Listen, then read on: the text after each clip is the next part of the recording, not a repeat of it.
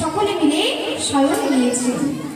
তাই যোগমায়া যোগেশ্বরী সখীদের বলছে, সখীগণ আর বিলম্ব না করে তোমরা রাধা মাধবকে জানিয়ে দিলো, কারণ এখন বৃন্দাবনবাসীগণ যদি রাধা মাধবকে একসঙ্গে দেখে নেয় তাহলে যে আমার রাধাকে কলঙ্কে নিভে যাবে। তাই যোগমায়া যোগেশ্বরীর আদেশ অনুসারে এবার সকল সখীগণ মিলে আমার রাধা গোবিন্দকে জাগাতে গেলেন। কেমন করে? আর